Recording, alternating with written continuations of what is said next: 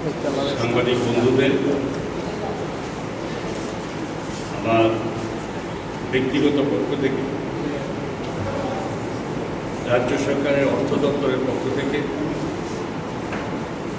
সকলকে আন্তরিক শুভেচ্ছা আমি জ্ঞাপন করছি। আপনারা সকলেই জানেন যে গত 5 মাসে নির্বাচন এবং সঙ্গে সঙ্গে মন্ত্রিসভা গঠন হয়েছিল 8ই মার্চ। সেই কারণে রাজ্যের পূর্ণাঙ্গ বাজেট আমরা করতে পারিনি। গোপন অ্যাকাউন্ট 4 মাসের জন্য আমরা করেছি এবং তার মেয়াদ 31শে জুলাই পর্যন্ত। এর মধ্যে আমরা রাজ্যের পূর্ণাঙ্গ বাজেট আজকে আমরা পবিত্র বিধানসভায় আমরা একটা বাজেট পেশ করেছি। আপনারা ইতিমধ্যে জেনে গেছেন রাজ্যের বাজেট এইবার টোটাল 27,654.4 কোটি টাকা আমরা বাজেট রেখেছি এবং তার মধ্যে অবশ্যই বাজেট ডেফিসিট আমাদের 611.3 কোটি টাকা আছে এবং এবারের বাজেট অন্তর্ভুক্তিমূলক, ভবিষ্যৎমুখী এবং প্রবৃদ্ধি অভিমুখী বাজেট আমরা করেছি এবং এই রাজ্যের সকল অংশের জন্য। এতে মহিলা বলেন, ছাত্রছাত্রী, যুব সমাজ, তৃতীয় লিঙ্গের ব্যক্তিবর্গ, জনজাতি, তফসিলি জাতি, অন্যান্য সমস্ত অনগ্রসর জাতি সমূহ, ধর্মীয় সংখ্যালঘু, কর্মচারী, পেনশনার থেকে শুরু করে সকল অংশের জনসাধারণের কথা আমরা এই বাজেটে আমরা একটা প্রভিশন রেখেছি এবং আপনারা জেনে খুশি হবেন যে আমরা বাজেটে এখানে 2022-23 আমাদের গ্রোথ অফ স্টেট জিএসডিপি কত ছিল? 8.80%, 8.80% ছিল, যেখানে ন্যাশনাল লেভেলে জিএসডিপি ছিল 7.20% ছিল বৃদ্ধি। এবং এতে অবশ্যই রাজ্যের অর্থনৈতিক অবস্থা সেটা আপনাদের এর মাধ্যমেই এটা প্রমাণ করে যে রাজ্যের অর্থনীতি আমরা একটা সুস্থ স্বাভাবিক অবস্থাতে আমরা। এবং এই যে বাজেট আমরা পেশ করেছি 2023-24 সালে, আগামীতে এই ফিনান্সিয়াল ইয়ারে যেখানে ন্যাশনাল লেভেলে 6 থেকে 6.5% এই প্রবৃদ্ধির হার থাকবে, যেখানে রাজ্যের প্রবৃদ্ধির হার আমরা 8% আমরা রাখতে পারছি। সুতরাং সব কিছু মাথায় রেখে আমরা এই বাজেট আমরা পেশ করেছি এবং আমার বিশ্বাস যে রাজ্যের যে কোনো বাজেটেই সাধারণ জনগণ, পিছিয়ে পড়া মানুষ, রাজ্যের বিভিন্ন গ্রোথকে এগিয়ে নিয়ে যাওয়ার জন্য বিভিন্ন আমরা সরকার সেখানে বাজেট করে থাকি যাতে সেই দিকে লক্ষ্য রাখে। কিন্তু পাশাপাশি এই ক্যাপিটাল এক্সপেন্ডিচার করা একটা রাজ্যের ফিউচারের জন্য খুব প্রয়োজন। সেদিকে লক্ষ্য রেখেও আমরা এই ক্যাপিটাল এক্সপেন্ডিচারের উপর আমরা খুবভাবে আমরা নজর রেখেছি এবং তাই বাজেট প্রভিশন করে রেখেছি যে 5,358.70 কোটি টাকা আমরা একটা এই ক্যাপিটাল এক্সপেন্ডিচার আমরা করেছি, যেগুলো বহু বছর ধরে রাজ্যের অর্থনীতিকে সমৃদ্ধ করে।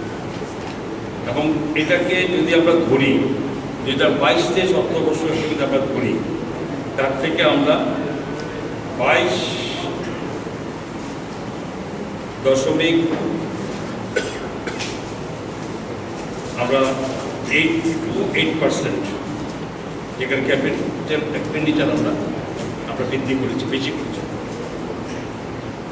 বাজেটে যদি আমরা দেখতে লাগে যে বাজেট আমরা 27,654 কোটি টাকার বাজেট আমরা রেখেছি, সেটাও যদি আমরা 22-23-এর সঙ্গে দেখি, তার সঙ্গে আমরা 9.87% আমরা বাজেটের বৃদ্ধি আমরা করেছি। এছাড়াও আমাদের বিভিন্ন রকমভাবে এই বাজেটের নতুন নতুন অনেক কটা পরিকল্পনা আমরা এনেছি এবং এগুলো বিশেষ করে আমরা যেমন কৃষি সমস্ত ক্ষেত্রে বিশেষ গুরুত্ব আরোপ করা হয়েছে। এতেও প্রায় 1436 কোটি টাকা বরাদ্দ করা হয়েছে। এইবারের বাজেটে সামাজিক ক্ষেত্রগুলো বিশেষ জোর দেওয়া হয়েছে, যার মধ্যে শিক্ষা স্বাস্থ্য ক্ষেত্র রয়েছে এবং এতে মোট ব্যয় বরাদ্দ ধরা হয়েছে প্রায় 7,000 কোটি টাকা। এবং মাননীয় মুখ্যমন্ত্রী নামের মধ্যে আমরা বেশ কিছু নতুন স্কিম আমরা চালু করেছি এবং এগুলো মহিলা শিক্ষা স্বাস্থ্য দক্ষতা নগরায়ণ এবং জনজাতি উন্নয়নের সঙ্গে যুক্ত আছে। আপনারা সকলে জানেন যে স্বাস্থ্য বিমা, যেখানে আয়ুষ্মান ভারত, এর সঙ্গে রাজ্যের একটা সংখ্যা প্রায় 4.75 লক্ষ, 4.75 লক্ষ পরিবার এর বাইরে ছিল। এবং আমরা সকলে জানি যে আমাদের যতই স্বাস্থ্য পরিষেবাকে আমরা উন্নত মাত্রায় নিয়ে যাচ্ছি, চেষ্টা করা হচ্ছে সরকার বিগত 5 বছর থেকে শুরু করে এখন পর্যন্ত, কিন্তু সেখানে তারপরেও মানুষের যখন কঠিন কোনো ব্যাধি হয়, সেই পরিবারের কর্তা বা পরিবারের অন্যান্য যারা সদস্য থাকে তাদের সেভাবে, যাদের এই আয়ুষ্মান ভারতের অন্তর্ভুক্তি আছে তাদের সম্ভব হয়, যাদের থাকে না তাদের পক্ষে খুবই কঠিন। তো রাজ্যের উন্নয়নের বাজেট আমাদের সরকার এবার আমরা চিন্তা করেছি রাজ্যের 1 থেকে 100% মানুষ যাতে এর থেকে কোথাও তার অর্থনৈতিক দুর্বলতার কারণে, অসঙ্গতির কারণে তার পরিবারের জীবন না হানি হয় এবং তার যাতে তাদের দুঃখজনক অবস্থা না করতে, ওই চিন্তা করি আমরা আয়ুষ্মান ভারতের যে সিস্টেমে মানুষ সুবিধা পায়, ঠিক সেই সিস্টেমে আমরা এই মুখ্যমন্ত্রী জন আরোগ্য যোজনা এই 2023 এই নামে আমরা এনেছি, যাতে রাজ্যের প্রতিটি মানুষ যারা থাকে, এবং শুধু তাই নয়, আপনি রাজ্যের মুখ্যমন্ত্রী বলুন এবং রাজ্যের সমস্ত মন্ত্রী বলুন বা বিধায়করা বলুন বা বড় বিজনেস বলুন, যাই হোক, ইভেন আপনারা যারা সাংবাদিক জগতের সঙ্গে যুক্ত আছেন তারাও যদি চান, সবার জন্য দরজা খুলে দিয়েছি আমরা, যে আয়ুষ্মান ভারতের ক্যাটেরিয়াতে যারা এর সঙ্গে যুক্ত হতে পারেননি তারা এই মুখ্যমন্ত্রী জন আরোগ্য যোজনার মাধ্যমে আপনারা সকলে এটা অন্তর্ভুক্তি নিতে পারবেন, সরকারি কর্মচারীরাও সকলে নিতে পারবেন। এবং এতে পরিবার, আপনি বা আপনার পরিবারের যে সদস্যরা আছেন, যেভাবে আয়ুষ্মান ভারতের সঙ্গে যুক্ত সুযোগ পান, সেই সুযোগটা আপনারা দিতে পারবেন। আমি মনে করি যে এর জন্য রাজ্যের কোনো একজন পরিবার বা একটি লোক তার এই স্বাস্থ্য পরিষেবার দায়িত্ব বাদ থাকে, তার জন্য ব্যবস্থা এই বাজেটে আমরা সুবিধা রেখেছি। এবং তার জন্য রাজ্য সরকার প্রতি বছর আপাতত হিসাব মোতাবেক 59 কোটি টাকা প্রত্যেক বছরে এটা দিতে থাকবে। পরিবারের সংখ্যা, লোক সংখ্যা বাড়বে, তার সঙ্গে হয়তো এটা আরও বৃদ্ধি পেতে থাকবে। ঠিক তেমনি মুখ্যমন্ত্রী জনজাতি কল্যাণ মিশন প্রকল্প 30 কোটি টাকা করেছে।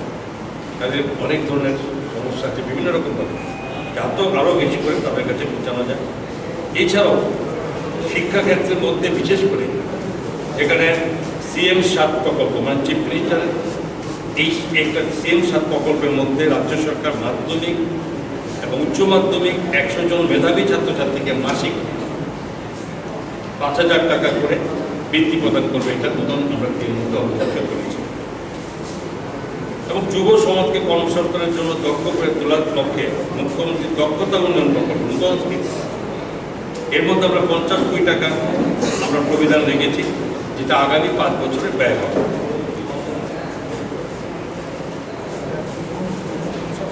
এখন মুখ্যমন্ত্রী নগর উন্নয়ন প্রকল্পে এতেও আমরা বিভিন্নভাবে নগর উন্নয়ন যাতে আরও বেশি করে মানুষের কাছে সহজ সুযোগ নেওয়া যায়, তার জন্য আমরা 120 কোটি টাকা রেখেছি।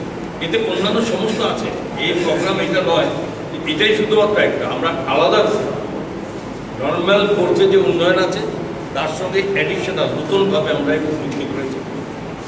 যেমন একটি উন্নত কৃত্রিম বুদ্ধিমত্তা কেন্দ্র স্থাপন করা, যা আপনারা সকলেই জানেন।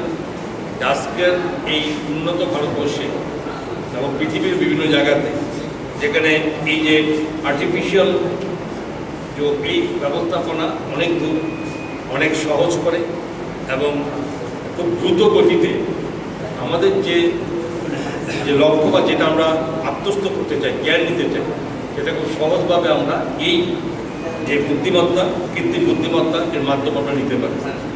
সমস্ত ম্যানুয়ালভাবে আমরা চিন্তা করি, পুরো একটা পরিকল্পনা আমরা নিজেরা গিয়ে সেটাকে নিই, কারোর থেকে সাজেশন নিতে হয়, কারোর থেকে বুদ্ধি নিতে হয়, পড়াশোনা করতে হয়, সব কিছু করার পরে সেই উন্নত। কিন্তু এই ব্যবস্থা থাকলে অটোমেটিক্যালি আমাদের ডাটা যা ব্যবহার দিয়ে দিলে আমরা সেটা অটোমেটিক্যালি সেই সাজেশন, সে রাস্তা সেখানে পাওয়া যায়। এটাকে এই যে কৃত্রিম বুদ্ধিমত্তা এই স্থাপনা আমাদের রাজ্যে আমরা করতে যাচ্ছি, যাতে আগামী দিনে রাজ্যের সমস্ত সেবা, শিক্ষাক্ষেত্র থেকে শুরু করে বিভিন্ন কৃষিক্ষেত্র থেকে শুরু করে শিল্প, যে কোনো জায়গার ক্ষেত্রে আমরা এর মাধ্যমে অনেক বেশি করে আমরা সুযোগ নিতে পারি।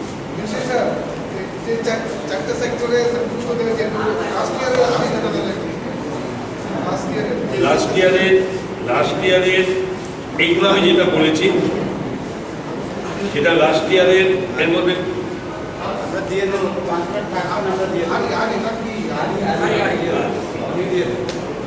তো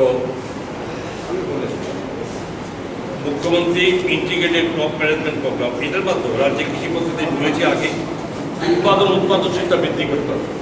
আপনারা এর মধ্যে জানেন যে রাজ্যের এই কৃষি ব্যবস্থা আগের মতো সেই ব্যবস্থায় নেই। গত 5 বছরের সরকার থেকে শুরু করে আমরা কৃষি ব্যবস্থাকে এই রাজ্যের বাইরে শুধু ভারতবর্ষ নয়, আমরা পৃথিবীর বিভিন্ন দেশেও এই কৃষি ব্যবস্থা, কৃষি উৎপাদনী সামগ্রীর মাধ্যমে আমরা রাজ্যে যথেষ্ট আমরা কৃষকদের উন্নয়ন থেকে শুরু করে রাজ্যেরও যথেষ্ট আমরা এটার পরিচিতি আমরা বাড়াতে পেরেছি। সেই জন্য সরকার এই ব্যাপারে এই প্রকল্প আবার নেওয়া হয়েছে, যেখানে মুখ্যমন্ত্রী ইন্টিগ্রেটেড ক্রপ ম্যানেজমেন্ট প্রোগ্রাম নাম দিয়ে, যেখানে আমরা এই এতেও 1.16 লক্ষ হেক্টর এলাকা প্রকল্প আওতায় এবং এটা 10 কোটি টাকা আমরা বরাদ্দ করেছি।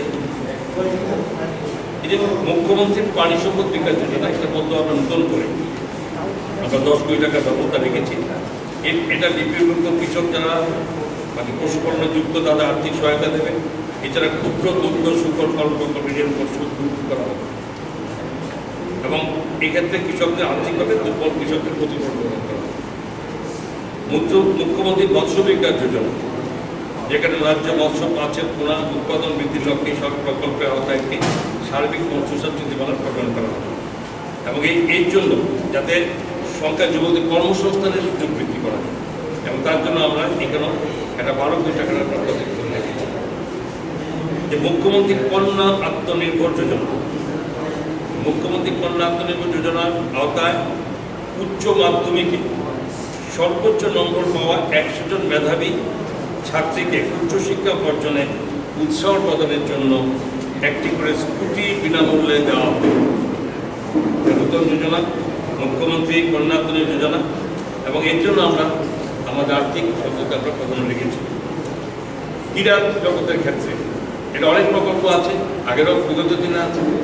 এবারে মুখ্যমন্ত্রী ক্রীড়া উন্নয়ন প্রকল্পে বিশ্বমানের ক্রীড়া পরিকাঠামো নির্মাণ ও খেলোয়াড়দের বৃত্তি প্রদানের লক্ষ্যে এই প্রকল্পটি ঘোষিত হচ্ছে, যার জন্য 2023-24 অর্থ বছরে এর জন্য আমরা 8 কোটি টাকার আমরা প্রভিশন রেখেছি এবং এতে সমস্ত যারা বিশ্বব্যাপী বা যাদের মানে বিশ্বমানের ক্রীড়ার সঙ্গে যুক্ত থাকে তাদেরও আর্থিক সহায়তা বিভিন্ন দেওয়ার প্রবিধান আমাদের রাখা হচ্ছে। মুখ্যমন্ত্রী দক্ষতা উন্নয়ন প্রকল্প করেছিলেন এটাকে 22,000 যুবক যুবতী বৃত্তিমুখী পরীক্ষার মাধ্যমে চাকরির সুযোগ সুবিধার জন্য রাজ্য সরকার এই নতুন প্রকল্পের ঘোষণা করে, যার জন্য আমরা 50 কোটি টাকা 5 বছরে আমরা একটা ব্যয় বরাদ্দ আমরা রাখা হয়েছে। কী হবে এটা? এই প্রকল্পের আওতায় বিভিন্ন বৃত্তিমুখী দক্ষতামূলক ক্ষেত্রে, যেমন কৃত্রিম বুদ্ধিমত্তা বলেছি আমি, ড্রোন প্রযুক্তি, ইন্টারনেট, স্মার্ট সিটি পরিষেবা এবং চিরাচরিত ব্যবসা বাণিজ্যের সাথে স্মার্ট কৃষির দায়িত্বে দক্ষতা বৃদ্ধির প্রশিক্ষণ দেওয়া যায় এবং তার জন্য আমরা টাকা বরাদ্দ রেখেছি।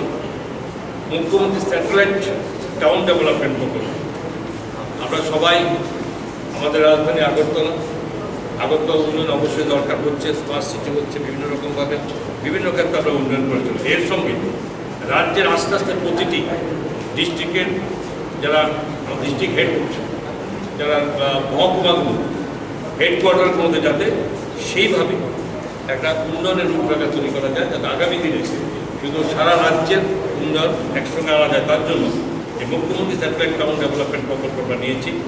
এটার মাধ্যমে কোথায় হবে? আগরতলা তো আছেই, হবে উদয়পুর এবং ধর্মনগর। এই স্যাটেলাইট টাউন গড়ে তোলার লক্ষ্যে আগামী 5 বছরে 500 কোটি টাকা সরকার ব্যয় করবে এই স্যাটেলাইট এই টাউনগুলো তৈরি করার জন্য। আমি একটু বলেছিলাম নগর উন্নয়ন প্রকল্প, আমি ভিতরে ব্যাখ্যাটা বলি। এই প্রকল্পটা আমাদের পুরো পরিকাঠামো উন্নয়নের লক্ষ্যে আগামী 5 বছরে 1500 কোটি টাকা বিনিয়োগের লক্ষ্যমাত্রা হাতে নেওয়া হয়েছে। এই প্রকল্পের সাথে বর্তমান চালু টুয়েব প্রকল্পটি মিশে যাবে এবং 23-24 অর্থ বছরে এই প্রকল্প ব্যবহার ধরা হয়েছে, যেটা বলেছে আগে 120 কোটি টাকা। তো এইভাবে ডিরেক্টর অফ গুড গভর্নেন্স, একটি ডিরেক্টর অফ গুড গভর্নেন্স নামক অধিদপ্তর স্থাপন করা হবে, যা সুশাসন, বিভাগীয় কার্যকারিতা এবং জনগণের উপরে থাকা বিভিন্ন নিয়ম কানুনের বাধ্যবাধকতা লাগু করতে সহায়তা করবে, যার মাধ্যমে জীবনযাত্রা আরও সহজ সুগম হবে। এই রাজ্য সরকারের তরফে এনপিএস এর সরকারি অবদান বৃদ্ধি কী করেছে? রাজ্য সরকার 2018 সালে 1 জুলাই থেকে ন্যাশনাল পেনশন স্কিম চালু করেছে। রাজ্যের কর্মচারীদের সাথে ন্যাশনাল পেনশন স্কিমের আওতাভুক্ত সরকারি কর্মচারীদের জন্য রাজ্য সরকারের অবদান বর্তমানে বেসিকের 10% থেকে বাড়িয়ে মর্যাদা 14% করা হবে। এবং স্বাস্থ্যক্ষেত্রে বিভিন্নভাবে, যেখানে 2023 অর্থ বছরে 100টি উপস্বাস্থ্য কেন্দ্র নির্মাণ করা হবে, যাতে গ্রামীণ এলাকার মানুষ যাতে তাদের জায়গাকে তাদের সমস্ত স্বাস্থ্য পরিষেবা পেতে পারে, সরকার সেই উদ্দেশ্য নিয়ে এবং সে ব্যবস্থা নিচ্ছে, যার জন্য 30 কোটি টাকার বরাদ্দ রাখা হয়েছে। এবং রাজ্যে মৌলিক স্বাস্থ্য পরীক্ষার সুচালিত সংক্রামক ব্যাধি নিরাময়ের জন্য একটি পৃথক সংক্রামক ব্যাধি নিরাময় কেন্দ্র গড়ে তোলা হবে, যার জন্য ব্যয় 55 কোটি টাকা। মুখ্যমন্ত্রী যুগযোগী যোজনা বিগত অর্থবর্ষে আমাদের এটা আগের স্কিম ছিল, এখানে 11,892 জনকে 5,000 টাকা করে স্মার্টফোন কেনার জন্য দেওয়া হয়েছে। এই অর্থবর্ষে এই ভারত মুখ্যমন্ত্রী যোগাযোগ যোজনার মাধ্যমে 12,000 স্মার্টফোন রাজ্যের ছাত্রছাত্রীদের দেওয়া হবে। মুখ্যমন্ত্রী স্টেট ট্যালেন্ট সার্চ প্রোগ্রাম, বিশ্বমানের প্রশিক্ষণ ক্ষেত্রে মুখ্যমন্ত্রী স্টেট ট্যালেন্ট সার্চ প্রোগ্রাম নামে এক নতুন প্রকল্পের সূচনা করেছে। এছাড়া এককালীন আর্থিক অনুদান বাবদ 5 লক্ষ টাকা নির্বাচিত মহিলা খেলোয়াড়দের দেওয়া হবে। আমরা মুখ্যমন্ত্রী আকাঙ্ক্ষা প্রকল্প, নতুন প্রকল্প, অন্যান্য অনগ্রসর জাতি ছাত্রছাত্রীদের কিন্তু ওবিসি সম্প্রদায় থেকে কিছু অন্যান্য IAS, IPS এবং IFS ইত্যাদি পরীক্ষার প্রস্তুতি প্রশিক্ষণ নেওয়ার জন্য মুখ্যমন্ত্রী আকাঙ্ক্ষা প্রকল্প নামে আরও সুন্দর সূচনা করেছে। এবং আরও অনেক প্রকল্প বাজেট অধিবেশনে আপনারা হয়তো সরকার দিতে পারেননি, কারণ এটা বলার অপেক্ষা থাকে না। বাজেটে রাজ্যের আপামর মানুষের কল্যাণে করা হয়, এই রাজ্যের সর্ব অংশের মানুষের জন্য বাজেট করা হয়। কিন্তু দুর্ভাগ্যবশত বাজেটটা আমরা বন্ধ করিনি পড়া, কিন্তু বাজেটটা যেখানে অসুবিধার সৃষ্টি করা হয়েছে এবং তার জন্য আমি জানি অনেকেই এটা ঠিক মতো পারেননি। বাজেটের কপি অলরেডি আমাদের যে বিশেষগুলো আমরা রয়েছি সেগুলো আপনাদের কাছে দিয়ে দেওয়া হবে। আর এটা সবটা কিছু বলতে গেলে এই লম্বা বাজেটের দ্বিতীয় বাজেট অধিবেশন হয়ে যাবে। তো আমি আপনাদের মাধ্যমে রাজ্যের আপামর মানুষের কাছে আমার এই মেসেজ দিতে চাই, ভারতীয় জনতা পার্টির সরকার, আইপিএফটি সরকার রাজ্যের মাননীয় মুখ্যমন্ত্রী প্রফেসর ডক্টর মানিক শাহর নেতৃত্বের সরকার, ওনার সুযোগ্য নেতৃত্বে এরা যে আপামর মানুষের কল্যাণে আমরা আজকে বাজেট পেশ করেছি এবং এই বাজেটের প্রতি আলোচনা থাকবে সোমবার এবং বুধবার 10 এবং 12 তারিখে। এবং বিভিন্ন থাকে স্বাভাবিকভাবে গণতান্ত্রিক ব্যবস্থাপনায় যদি কারোর কিছু বলার থাকে সেটা অবশ্যই তার অধিকার আছে। আমরাও সেই বাজেট অধিবেশনে আমরা কথা বলবো, শুনবো এবং তার জন্য যা যা প্রয়োজনীয় ব্যাখ্যা দিতে হয় 12 তারিখে আমরা সমস্ত শোনার পরে এই বাজেট অধিবেশন করে দেওয়ার পক্ষ থাকবে তার উত্তর দেওয়ার চেষ্টা করব। এবং শেষ দিনে রাজ্যের মাননীয় মুখ্যমন্ত্রী প্রফেসর ডক্টর মানিক শাহ উনি ভাষণ দেবেন, বক্তব্য রাখবেন।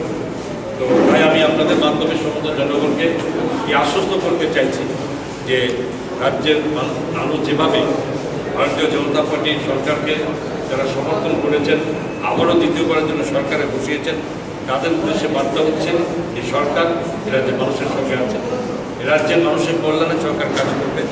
এবং আমাদের যশস্বী প্রধানমন্ত্রী নরেন্দ্র মোদীজি তারা এখানে নর্থ ইস্টের সঙ্গে এই রাজ্যের বিভিন্ন কল্যাণমুখী কাজের সঙ্গে আমাদের সহযোগিতা করছেন এবং তার প্রতিটি পদক্ষেপ প্রতিটি নির্দেশ এবং আমরা মেনে চলে আগামী দিনে রাজ্যের মানুষের কল্যাণ। ধন্যবাদ।